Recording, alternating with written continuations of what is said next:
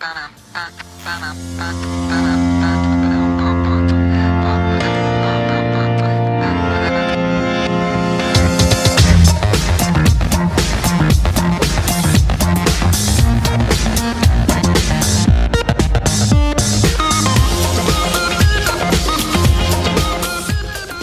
recherche se fait où, comment, financée par qui, quels en sont les acteurs, quelles sont les qualités attendues pour travailler dans le monde de la recherche. La recherche académique, c'est la recherche qui se fait dans des laboratoires sous tutelle publique à travers classiquement des laboratoires financés et pilotés par le ministère de l'Enseignement supérieur et de la Recherche.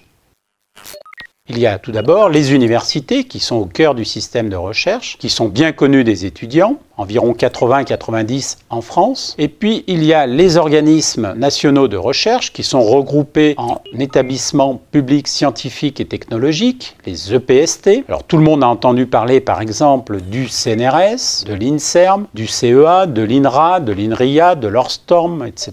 Et le plus grand de ces organismes de recherche, c'est justement le Centre national de la recherche scientifique, le CNRS. Le CNRS, c'est 1200 laboratoires sur le territoire et 30 000 personnes, dont la moitié de chercheurs et l'autre moitié d'ingénieurs et de techniciens. Le CNRS a un budget annuel d'environ 3,3 milliards d'euros. C'est un organisme généraliste qui va couvrir tous les champs disciplinaires. Alors, un de ces laboratoires de recherche, c'est quoi ? Que beaucoup de ces laboratoires sont des UMR, des unités mixtes de recherche, qui ont une double tutelle à la fois locale, l'université, une école d'ingénieurs, une grande école comme l'ENS ou l'école polytechnique, et une tutelle nationale, le CNRS, l'INSERM, l'INRA, le CEA ou autre. L'UMR est la brique de base du système de recherche. On parle d'unité de recherche ou de laboratoire de recherche, c'est la même chose. La différence avec un centre ou un institut, c'est que le plus souvent, un centre ou un institut est constitué de plusieurs laboratoires. C'est d'ailleurs le cas de notre institut qui héberge 2 unités de recherche.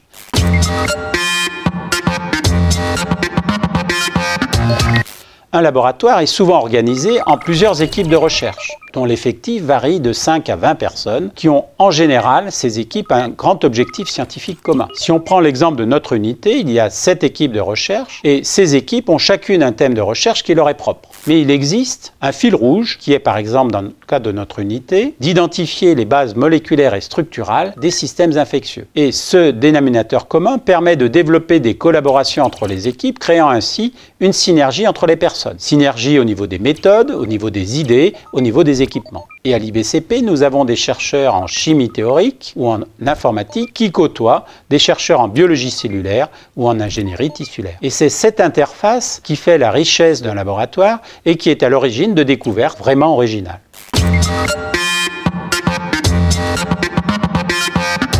Dans un laboratoire, il y a nécessité également d'avoir des équipements de pointe. Il est classique de distinguer 3 niveaux d'équipement, des équipements qui sont locaux, qui sont ceux d'un laboratoire, dont le coût est en général inférieur à 150 000 € et qui est géré par une personne. Et puis le deuxième niveau, ce sont des équipements d'un coût entre 150 et 1 million d'euros, qui sont des instruments qui sont mutualisés, ouverts à plusieurs laboratoires. Chez nous, par exemple, la spectrométrie de masse et les robots de cristallogénèse. Et il y a nécessité d'organiser ces équipements en service pour un site, un campus, une ville ou une région, typiquement les centres régionaux de calcul. Et puis pour finir, il y a le niveau ultime qui sont les grands instruments nationaux et internationaux, comme les synchrotrons par exemple, le SRF à Grenoble, ou Soleil à Saclay, ou l'ARMN à Auchan, comme le Centre européen de résonance magnétique nucléaire à Lyon, avec lequel nous collaborons d'ailleurs.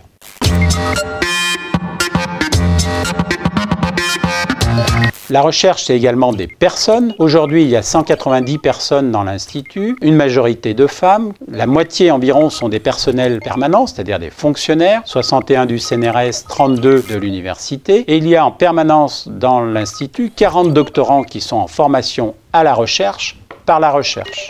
Et finalement, ce sont ces doctorants plus les postdoctorants qui sont les principaux acteurs de la recherche.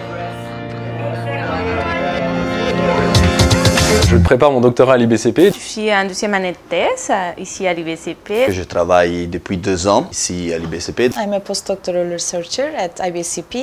Je suis en thèse à l'IBCP effectivement. Alors donc j'ai suivi un parcours universitaire classique, donc j'ai suivi le parcours recherche en faisant un Master 2 recherche biochimie structurelle et fonctionnelle. Je suis ingénieur chimiste de Colombie. Je suis venue ici en France pour faire mon stage de fin d'études. Moi, j'ai fait ma thèse en Italie et pendant ma thèse, j'ai eu l'occasion de pouvoir faire une période de recherche en changeant un peu de sujet, en changeant surtout d'équipe. My initial idea was to be mobile. J'ai effectué un master en bioinformatique à Marseille et puis ensuite je suis venue m'inscrire en doctorat à l'université de Lyon. Comme formation, j'ai choisi les DUOP. Et les DUOP, c'est un module qui permet de connaître les entreprises dans le monde privé. Donc je m'oriente vers autre chose que la recherche pour la recherche. En fait, je fais de la recherche donc tous les jours dans ce laboratoire pour apprendre à être un futur chercheur et peut-être un enseignant-chercheur. J'accumule donc le double statut étudiant et salarié.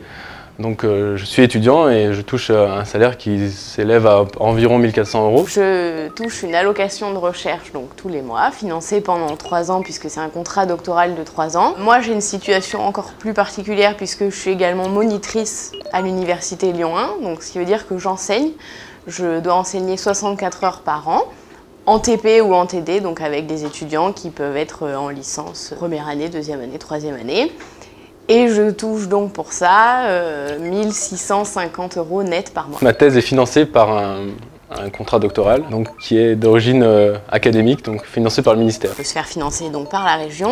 Il y a également ce qu'on appelle des bourses CIFRE qui sont donc des financements faits par des entreprises privées en partie et d'autres financements qui peuvent venir d'associations diverses et variées, par exemple si on travaille sur le cancer ou sur des maladies rares, etc. La thèse, c'est une période où on apprend vraiment à faire de la recherche. On a les premières expériences avec tous les soucis de la recherche, avec tous les plaisirs de la recherche aussi. Mais le postdoc, c'est vraiment le moment où on montre qu'on est capable d'être indépendant et de faire de la recherche, de mener de la recherche de façon responsable et autonome. In the future, I want to start my own group on structural biology. So this postdoctoral position here is helping me a lot to be independent, to learn the techniques and also to have collaborations with people in the field.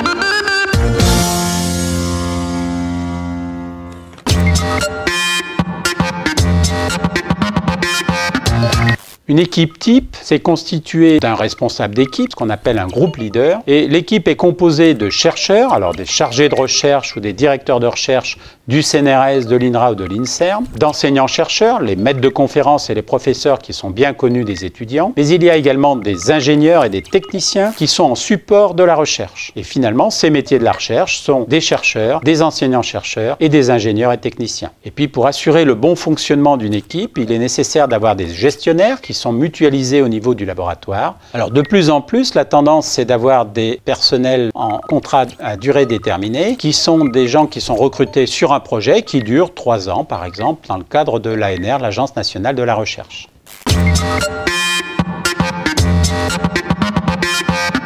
Alors la finalité de la recherche qui est faite dans un laboratoire dans les équipes, c'est de faire avancer le front des connaissances, premièrement. Deuxièmement, c'est également de protéger les découvertes qui sont faites dans les laboratoires, dans les universités et dans les organismes de recherche. Et enfin, si possible, de transférer ces découvertes vers le domaine appliqué dans le monde industriel. Par exemple, à l'Institut, nous hébergeons une société, Calixar, qui a bâti son business plan sur des découvertes qui ont été faites dans le milieu académique par un chercheur de notre institut. Je m'appelle Élodie Mandon, j'ai 28 ans et je suis actuellement chef de projet dans une start-up qui s'appelle Calixar. Et j'ai fait donc un doctorat de biochimie au sein de ce laboratoire. À l'IBCP, plus de 150 doctorants ont été formés, dont la majorité d'entre eux exercent aujourd'hui un métier en rapport avec leur formation à l'université. Cette formation de haut niveau prépare évidemment au métier de la recherche fondamentale, et de l'enseignement supérieur, mais ouvre également des portes dans les secteurs de la propriété industrielle et de la recherche appliquée en entreprise.